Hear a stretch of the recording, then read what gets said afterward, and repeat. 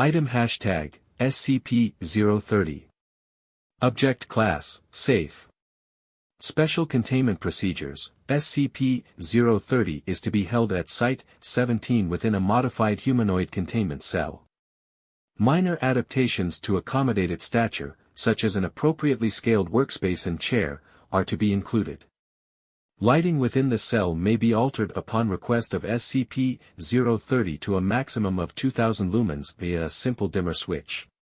Should the need to render SCP-030 inert arise, staff may extinguish the lighting from the exterior switch and draw blackout curtains as necessary. Standard night vision equipment is available for observation of SCP-030 in its inert state. SCP-030 may request materials for personal research every 90 days. All previously requested materials are to be collected and destroyed prior to delivery of new materials. All materials are to be evaluated and screened by both research and security staff. SCP-030 is to be denied access to any modern scientific journals or texts, and fiction is to be restricted to works produced no later than 1623 CE to preserve the integrity of its innate knowledge. Staff wishing to consult with SCP-030 in writing are to place a formal request, document hashtag 030-RS/B, with the supervising researcher on duty. All correspondence is to be retained. Staff wishing to consult with SCP-030 in person are to submit a formal request to Site Management, Documents 030-RP/17-030/A, at least 30 days prior to their preferred consultation date. All consultations are to be recorded and retained. Senior research staff may request SCP-030 be temporarily removed from its containment for a maximum of 1 hour to provide observational insight into non-restricted materials or events within Site-17. Under no circumstances is SCP-030 to leave the confines of Site-17. Requests must be presented in person to Site Management and security staff at least 30 days prior to their preferred observational release date.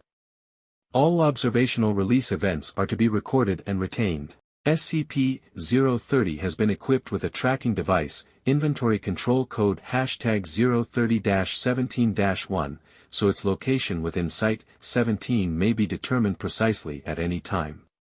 Description: SCP-030 appears as a hairless, genderless, gray-toned human 71 cm, 28 inches, in height and weighing 12.70 kg, 2 British stone in antiquated measure.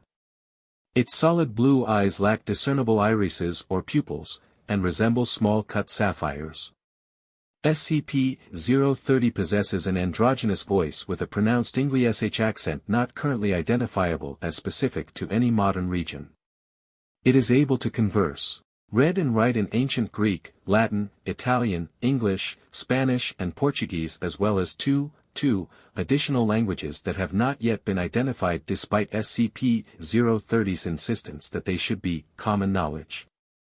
SCP-030 has also demonstrated knowledge of physics, chemistry, astronomy, mathematics and horticulture roughly equivalent to that of a 17th century CE academic. In addition, SCP-030 has demonstrated knowledge on these topics along research lines that do not appear in the historical record. These alternative or entirely unknown approaches to research in the natural sciences are one source of SCP-030's utility in consultation. SCP-030 remains active while a 15-lumen source of light or greater is within 1.5 meters, 5 feet. In the absence of light, SCP-030 becomes inert, apparently losing consciousness and showing no outward signs of life. Within 5 to 10 seconds of being re-exposed to light, SCP-030 becomes active once more, appearing to come out of a light slumber no matter how long the period of inactivity has been. SCP-030 does not appear to require these periods of inactivity as a human would require sleep, and has expressed a desire to remain active as often as possible. Biopsy analysis of SCP-030 remains inconclusive. While clays native to the English counties of Kent, Surrey, and Greater London make up the majority of its structure, traces of mandrake, Mandragora officinarum, lye, mercury, and human blood have been found in each sample taken. SCP-030 has expressed that a full exploratory surgery to determine its workings would potentially end its existence. Samples removed from SCP-030 do not regenerate, and sampling is currently discontinued to preserve its integrity. Although SCP-030 can be damaged, it does not appear to feel pain, and will simply remold any portion of its anatomy that experiences deformation. Notably, SCP-030 cannot be molded directly by human hands, though any number of tools may be used to alter its surface. SCP-030 does not respirate, requires no sustenance, and produces no waste, although it does infrequently request a bath. SCP-030 refers to itself as Ariel, and regularly requests that staff do the same. Questions regarding how SCP-030 was created and by whom are routinely answered with the seemingly rote statement, "I have been asked to forget that bit of information. Terribly sorry." SCP-030 delivers this response in the same tone and cadence each time any question regarding its origins or creator are presented. Given its composition and location of origin, a link to the alchemists of Alagata is suspected. SCP-030 was discovered 6/12/ during a mandatory archaeological survey within London's Mortlake district pending construction of a car park. It was buried approximately 2.7 meters, 9 feet, below street level, contained in a small stone sarcophagus.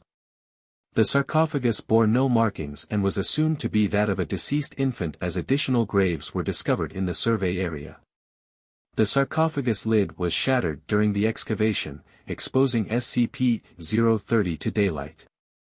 Upon being struck by the sun's rays, SCP-030 roused from its inert state to one of mild activity within a few seconds, stating, "Good afternoon," to the assembled construction team. A member of the Foundation's Greater London Recon Force was summoned within hours and took the specimen into custody without resistance.